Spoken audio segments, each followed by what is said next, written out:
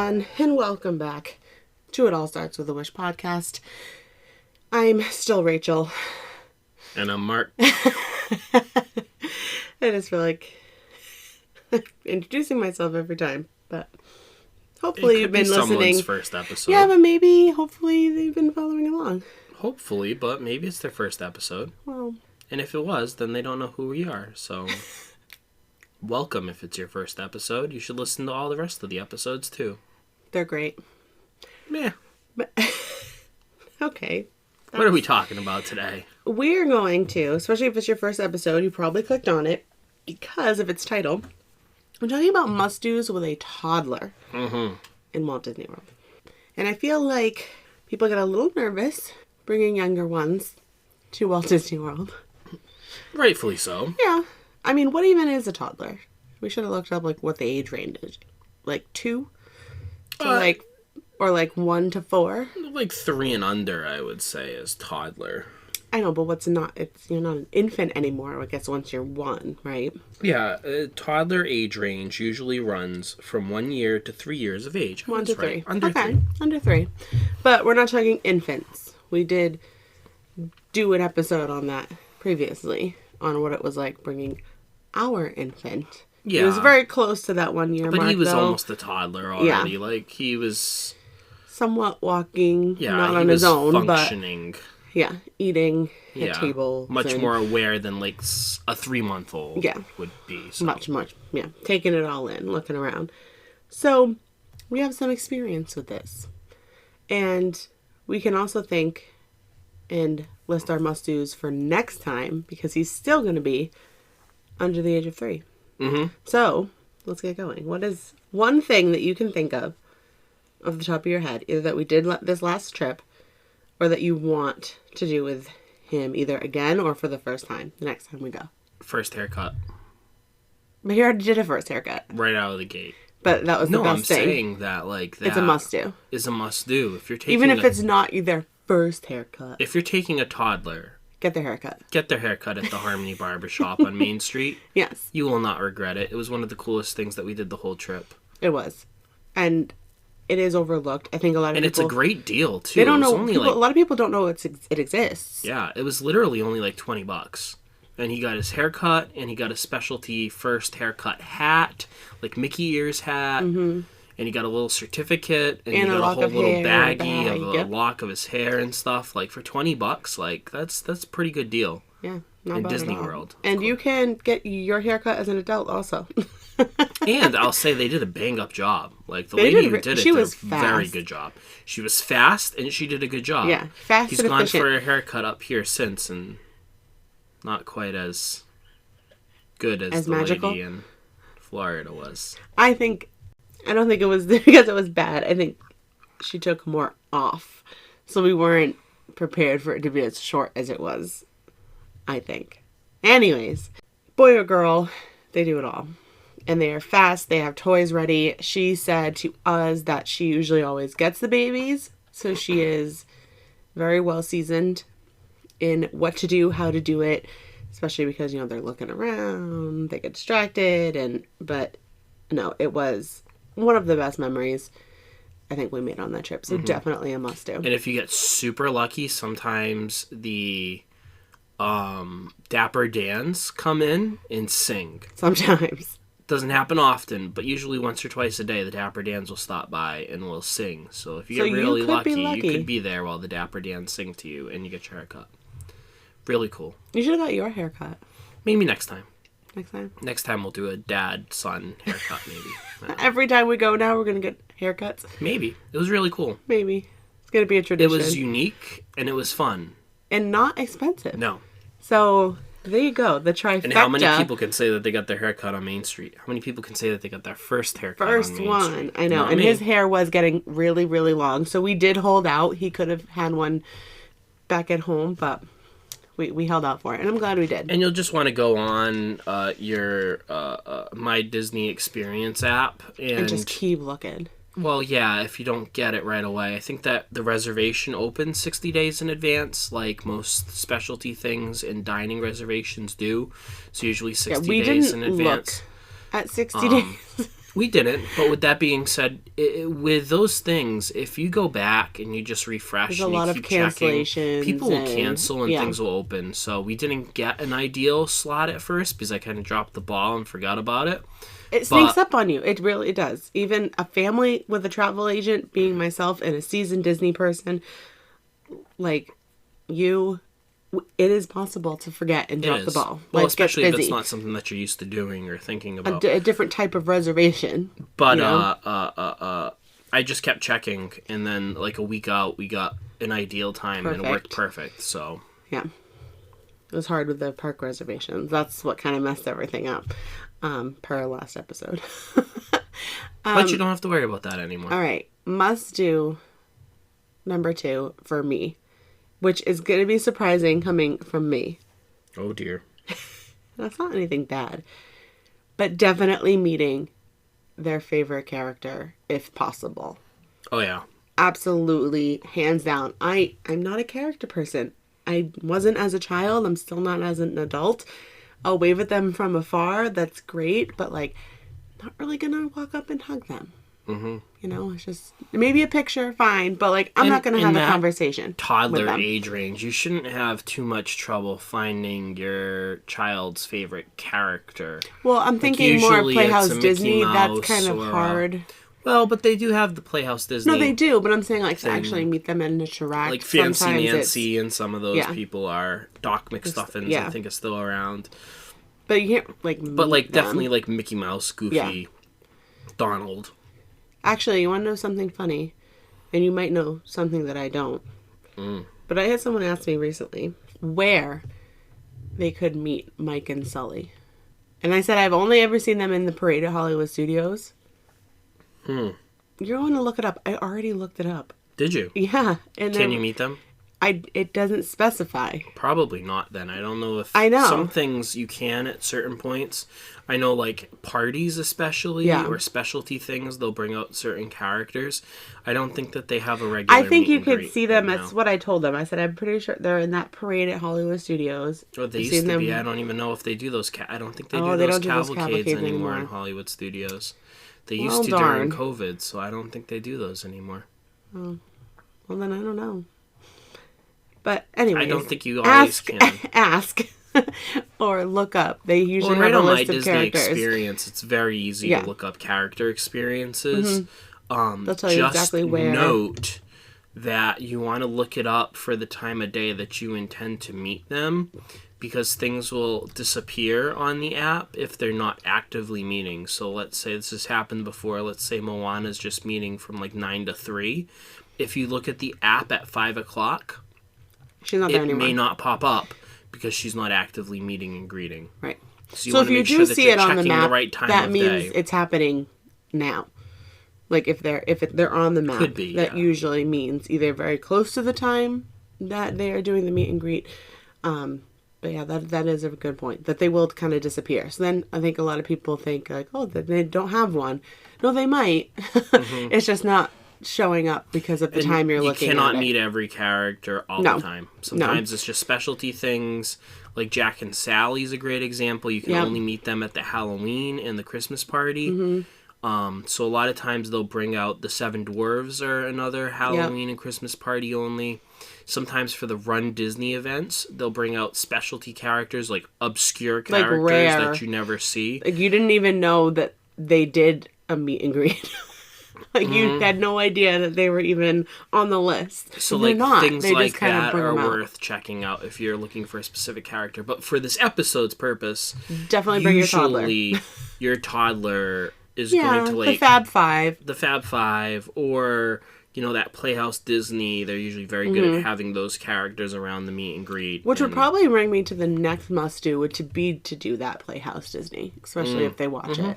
Definitely do that show. It's interactive. They get up and dance. Good place to run around, cool off. You know, especially, you know, depending on what time of year you're going.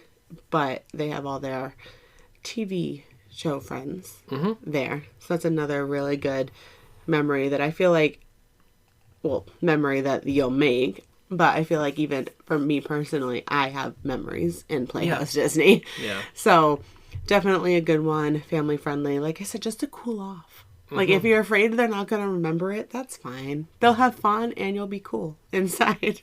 And the character thing, like, I cannot speak highly enough about that. One of the best things that happened with our son on this past trip was meeting Moana. Moana is his hero. Honestly, even the character breakfast that we did was amazing with him, which would probably be another must-do. Sure, and I mean, that is, I think, a huge tip that we like to give to people, is that why wait in a line to meet a character, sometimes upwards of an hour, when if you know that character doesn't work for everybody. Moana doesn't have she's not at a dining character breakfast or a character dinner, okay? But if they do, to just pay the little extra to have a nice meal. And oftentimes you get better interactions with the characters. Longer. When there's or not multiple. a line of people waiting to see them, a lot of times you'll get a more personal interaction with them and get more time with them. And sometimes they'll go around more than once and you'll see the same character more than once. Yeah. So things like Crystal Palace, if you like your 100 Acre Woods friends, and Pooh and Eeyore, or if you really like the princesses, Akershush and... I think that's how you say that. Akershush? I don't know. Akershush. It just didn't sound right the first time. In the Norway Pavilion.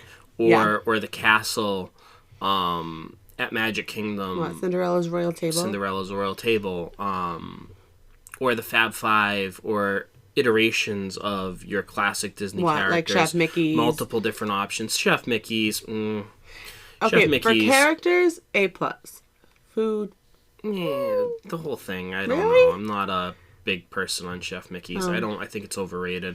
But a place like the Garden Grill, in Another Epcot, good one. or Tusker House in Animal Kingdom, where you're going to get to meet some of those classic Disney characters, your Mickeys, your Chippendales, your Goofy, your Pluto, those kind of people. Cape May, like we did. No Mickey Mouse at Cape May, worthy of noting. But did get to meet Minnie and Donald and Daisy and Goofy. No Pluto either. But those they were busy surfing. Are oftentimes your best way to optimize your time and to get a meal out of it and to get a really good interaction with the characters. So always suggest character dining. Yeah, another trifecta of meet characters probably more than once in a cool place. And when they're at that toddler age, they're going to have one of two reactions. Either it is going to be the best reaction of their life. Or they're going to be terrified. Like our son with Moana, he was... priceless. Can't put any... starstruck. money amount on that interaction. It was amazing. Or they're going to be petrified, and there's really no middle ground. But they're so good. We've talked about this in previous episodes. The characters are so good about getting down to their level, not going right up to them, kind of letting the kids come to them, and kind of reading how kids are going to react. Like, they definitely don't want to scare. No. In any way. As they get a little older, I think teasing is definitely in there. Again, reading the kid, but they were so good. There was a few times that I can remember with Daisy. She came around a few times, but he wasn't like a big fan at first. He was kind of like, I don't really know how I feel about you. But slowly but surely, by like the third time she came around, he was finally like, okay, I'll play with your bracelets. He warmed up, but and again, we wouldn't get scariest, you would think. I know. Goofy, he gave a high five to right away. Yeah, you would think, he's so tall. Weird. All right, Mark. Another must-do that you can think of? Classic rides. I think that you have to play the ride game smart when you're bringing a kid this young, as we learned on this past trip. Spaceship Earth, not the right play. Spaceship Earth, way too boring and dark. There was more into that, though. I think it was like nap time. I think he was hungry, then it was boring. Sure, I think it was dark and there wasn't a lot to see. Living with the Land, not a lot to like catch the eye or like rides like that. They can ride them. Right? They can. Anybody can ride them, but doesn't mean that they should. And we learned that on this last trip. We did. However, other rides like Nemo, we rode Nemo multiple times. He loved that. Little Mermaid in Magic Kingdom. Yep. Like those type of rides. Pirates even, he really seemed to like. We didn't do Haunted Mansion because of the darkness and him not seeing things. Small World put him to sleep. Yep, he was asleep on the boat ride. It's quite a calming lullaby, don't you think? It is. The safari ride, right? Yes. All those animals and like there's enough there. Those rides like that can really grab their attention and keep their attention. He seems to like a little crazier things. Like he liked Remy's and Mickey and Minnie's Runaway Railway. Yeah. I can see how that would scare some kids because it does whip you around a little bit. But anyhow, and Toy Story Mania. He wasn't even looking at the screen. He just liked it when you got like spun around to the next. Yeah, he was giggling. I think he's going to be a ride kid. Oh, it was so his mother cute. More than his father. With that, but I do think that there are some of those rides that like they really kind of capture their imagination, capture their attention, and well worth doing on a trip. Yeah, no, definitely.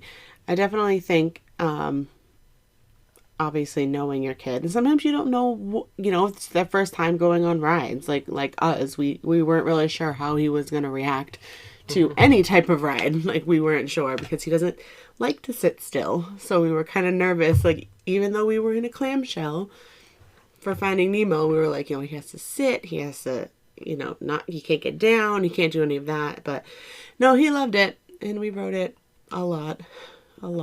Too many for one trip. We got stuck on it a few times too. Big blue world. Oh my gosh! All right, some of the other must-do things. I feel it might not be in everyone's budget, but I do think that Bibbidi Bobbidi Boutique is such a fun extra thing you can add on. This would probably be closer to be like the 3-year-olds because they're getting their hair done and dress up and all of that stuff. Yeah, I would say just beyond a toddler or like the higher. You actually have to be 3. It's just popped into my head. There is an age requirement.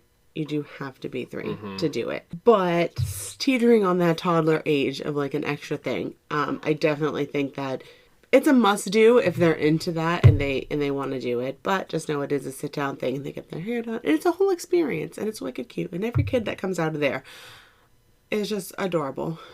I just absolutely love it. And then you can go do that and then later, that night go there in the morning and do it and then get like a breakfast with all the princesses. Like, come on. Mm-hmm. That's amazing. And they're a princess too. Sure. What do they do for the boys? I think that they do prince things. Like they make them into a little prince. Dress them up like a little prince and comb their hair over and do all that fun stuff. I know you're not that into it, but I think it's a wicked cute idea. No, I really don't care about that, but I can see why some it's people a really like cute it. Little must-do, I think. Yeah, my nieces did it, and they were adorable after they did it, and they went I think it's a one-time thing. We ate at the Cinderella's royal table after. Yeah. And then they got their picture with Cinderella. So cute. It was cute. It was cute. I'll say that. It's a one-time thing. They're not a toddler forever, so. Sure. I think that's almost a little older than a toddler, though, that you want to do that. Probably. But maybe just that turning point age when they can at 3. Yeah. Another must-do, which this may seem counterintuitive, because I'm going to tell you to slow down. But. True. Slow down. When you're there with a toddler, I think it's very easy to be go, go, go. And want the kid to see and do everything. But you have to remember that they are still a toddler. They are still 3 years old or under. They still need a nap. They still need a nap. They still need time to take a break. They still need time to run around and just explore and be a kid. Mm-hmm. So don't be afraid. I know you spent a lot of money on this, but I will almost guarantee you that your trip will be better if you do this. Take that time to go back to the hotel. Get everybody some nap time in. Let everybody relax. Go in the pool. Oftentimes, I know our son loves the pool. Not every kid's going to love the pool, but a lot of kids do love the pool, and especially if you're at a hotel that has an awesome pool. Maybe you're at the beach club and you have a sandy bottomed pool, right? Kids love that area, building sandcastles and just playing around in the pool and riding the little water slides, or a lot of the other places will have like those jungle gym-esque, I don't know what you call those, but like water places like with the buckets area that fall on you and all that kind of stuff. Take advantage of that stuff and don't feel the need. Would you go as far to say that maybe a must-do, which we didn't do, but I think we definitely could have, would to maybe just take a resort day? Sure, I don't think that a resort day is ever a bad idea, whether you're traveling with a toddler or not. I think it depends on how long your trip is. True. And how much time you have there and how much time you want to allot to that. But I would say that a must-do is taking time every day to relax. Yeah. You're still on vacation. Get a nap in for both you and the toddler. You're still on vacation. Your toddler still has to take a nap. They cannot be go, go, go all the time. And frankly, depending on the time of year that you're there, you don't want to be in the parks all day because it's too darn hot. Yep. So take that time to go back and relax. Hot. I think that is a critical thing that will make both your toddler and your experience more enjoyable. I know that's tough for a lot of Disney people. We've gone over this in a few episodes. I know you spent a lot of money on this trip. You want to see and you want to do everything, and you just want to go, go, go, go, go, and get everything done. You are going to vastly benefit from taking that time to relax and recuperate. Everybody is going to have a better trip. I can guarantee it. Yeah. No, I agree 100%. I don't know. We didn't go as hard as we usually do, considering we didn't have the even child the last before few that. trips though before Luke, we have calmed down. The trip has become more enjoyable for everyone, I think. Well, I feel like we're kind of lucky though, because we get to kind of pick and choose what we want to do because we've done everything. I mean, obviously new experiences that we haven't done or anything like that we put a priority on, but also the reason why not to say as our second episode indicates, not to say that you're only going once. You're putting a lot of pressure on yourself. True that. No, you do. The more you really go, the less pressure there is. All right. So yeah, definitely a must-do. Relax a little bit. Try to. Another must-do for me that we didn't do as much on this trip, but I kind of wish we had, because I do think that he would have enjoyed them, would to do some of the shows that they have. I definitely think that the Frozen Ever After show is a great one to do. I think Lion King. I know, I can't believe we didn't do that one. I can't believe it. Can't believe we didn't do it. Enchanted Tales with I was going to say the Beauty and the Beast show, but you want to know something that is a really, really good hidden gem? Enchanted Tales with Belle. Yeah. A lot of people don't really know about this, but everybody who's gone says it is so cool, and we haven't done it yet. Even just as an adults, we haven't done it yet. But it's just really cool. Yeah, my nieces speak highly of it. Yeah, cool. No, they do. They remember it, too. It's a really, really cool experience. Even, didn't she dance with your nephew, too? She might have, yeah. I think. Something like that. Something like that. Maybe I'm thinking of somebody else. But yeah, so shows or interactive experiences that are kind of similar to shows, but it's kind of a whole process. And I think you got to realize, right, that the kid may not sit through the whole show. That's fine. You are there with other people who have kids just as young as you who are going to act the same way. Yep. So don't be afraid to try a show. And if it doesn't work, you can always leave early. Yeah. It's not the end of the world. You are there with other people who have families. And chances are there will be 3 other kids who are having a fit too in the show.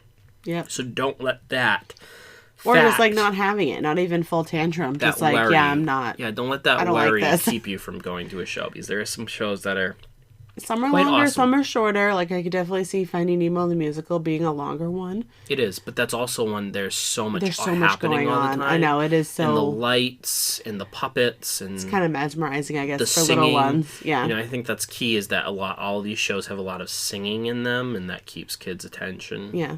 similar to all the things they watch today, Lots of songs, some interaction, but lots of singing, lots of music, lots of visuals. I've seen a lot of really cool reactions in Lion King. This reminds me, oh my gosh. This was caught on video too by my father when my niece was very young. She might have been just like 2.5 or 3. She's in that toddler range.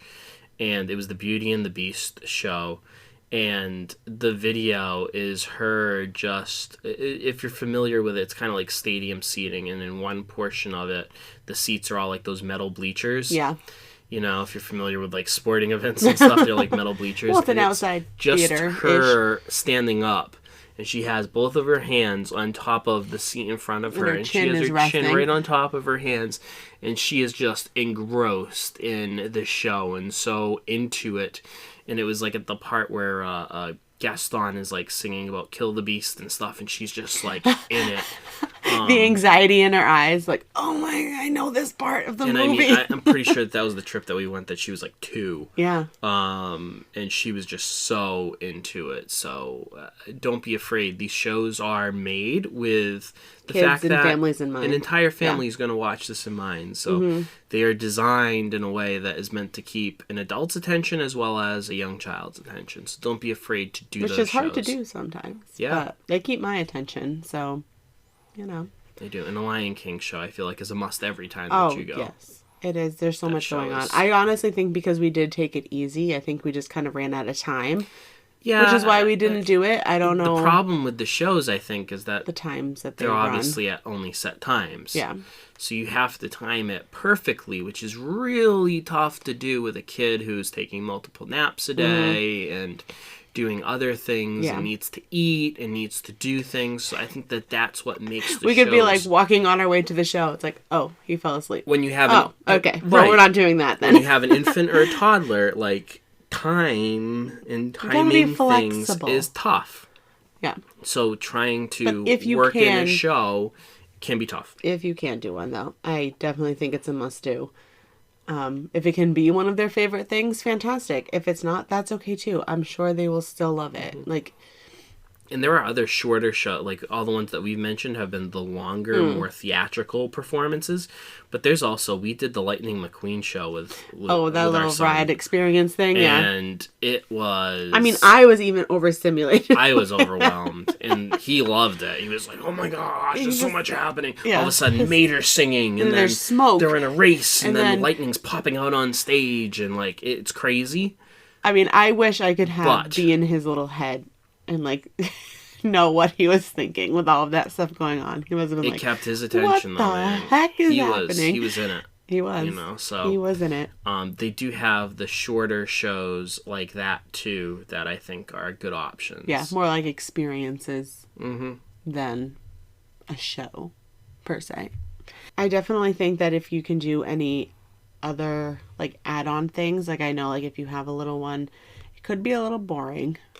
Which, again, you have to keep in mind for your traveling party, But there are other, backstage things and tours and stuff that...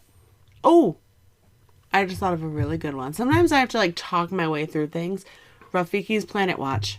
I think is a great must-do, because they have the petting zoo. They do. And I think it's really great for kids. There's a playground. And it's there's a train ride to get there. I definitely think Rafiki's Planet Watch in... Animal Kingdom is a must-do next time for us. I think he'll be a little bit older. Just about 3. Not quite technically yet, if we go in August again. But I definitely think that's going to be a must-do for us that time. That's a really good one. Any train ride, even in Magic Kingdom, I think, now that the train is up and running again, is a good way to cool off. And they think it's the best thing in the world. And it's not even really technically a ride. And they love it. And you don't have to walk around. So that's nice too. You just sit back and relax.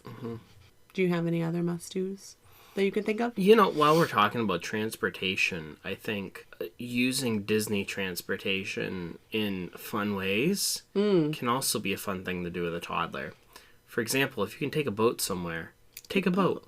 Because it's still a boat ride. And they don't realize that it's not a ride. They still think it's cool that they're on a boat and that they're riding around. The monorail can be really cool for kids, too. Just riding the Skyliner, we did that a few times. The Skyliner. Yeah. We just went over to the Riviera, got some coffee with him, just walked around, rode it back. Like, it's a different perspective. It's like a whole afternoon of just I think nothing, they like but it, they like it. Yeah, and it's definitely making use of that downtime, kind of like you are relaxing, but you get to see other things that you might not normally see. Like go to the other resorts and hop out and explore, kind of get lost through the transportation and then figure out a way to get back. No, that is a good one. That's a good one. Also, we've mentioned this in other episodes. Don't bring your child's entire toy box with you. What not to do. And what, do not do this. It's probably not a good idea. You will get toys while you are down there. Things will be bought down there. And there's so much happening that the amount of time that you're spending in the room actually playing with those toys, just a handful of their favorite toys that's going to get them by when they're in the room or whatever. But I can almost guarantee it, will buy toys. Or someone else with you will get toys. Right. Must do, I guess, for this is leave extra room in your suitcase. Because you know that things will be purchased with a toddler on a trip. And so the must do is don't overpack it with toys on the way there. Leave some extra room so that way you can bring all the toys and stuff that you buy while you're there back without having to shove things into little nooks and crannies and crevices and run the risk of spread it out going over like 5 other 50 suitcases. Pounds and Can you take some of this? Can you take some of this? Also, if it's in the budget for other people to go, a must do with a toddler is bring other people. Yeah. Bring the aunt. Bring some grandparents. Bring your best friend. I don't know. Anybody that can kind of help take the load off of just 2 parents, especially, I guess, if you have multiple children or toddlers at the same age. If there's only, a few years apart between them. Bring help. People being there with you. And I think that the kid enjoys it more, too. Everyone's there. A lot of people there. It's kind of more exciting. Like, it's a thing like, oh, all these people are here with me. Yeah. So being able to bring we had the fun experience, too, of going with a set of grandparents. And then the other set of grandparents, my parents, and my sister. Coming midway through. Aunt coming midway. And he was just kind of like, what? Why are you here? I don't even know where I am. So how did you also come to where I am? So So yes, both for the it was fun to have everybody there and for the parents to have people there to help. I've seen some struggling people is extraordinarily valuable for kids. Everybody. But it's not always in the cards, I guess, to have multiple families go or extended family come. Sure. So, but if you can. You may think that you just want to go by yourselves, but you'll be thankful that there are people there to help. Yeah. When you're there. I definitely think so. Absolutely. You'll be like, oh, there's another person to hold them. Or watch them while they take a nap and you can just go dip in the pool for a second and kind of take a little, little relaxation, tip thing. But yeah, there's a few must-dos, but I think those are the main ones that stick out to us as helpful from our past trip and that we look forward to doing in our next trips. So yeah, those are some must-dos for you to consider if you're going to bring a toddler with you to Walt Disney World. And I will say, just kind of wrapping all this up, that I do think that folks are afraid to bring a kid that young, and I understand why. It can be a lot, and it can be intimidating to do that, but I don't think that you'll be disappointed if you do.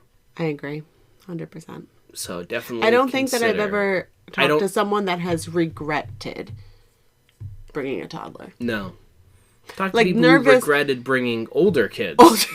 But never anybody who has regretted bringing a toddler. I was going to say, those teenage years can sometimes, Older kids, I've heard people have regrets for bringing. Younger kids, though, toddlers, I haven't heard anybody say that they regretted it. We hope that those things that we would consider as must-dos will be valuable for you if you decide to bring a toddler to Walt Disney World. Yes. Valuable information. Do your research. Well, as always, folks, if you want the latest updates on everything that's happening with the podcast, be sure to follow us on all of our social media accounts. If you have any questions for us, reach out to us by sending us an email at startswithawish.podcast@gmail.com. And remember, folks, it all starts with a wish. We'll see you real soon. Bye.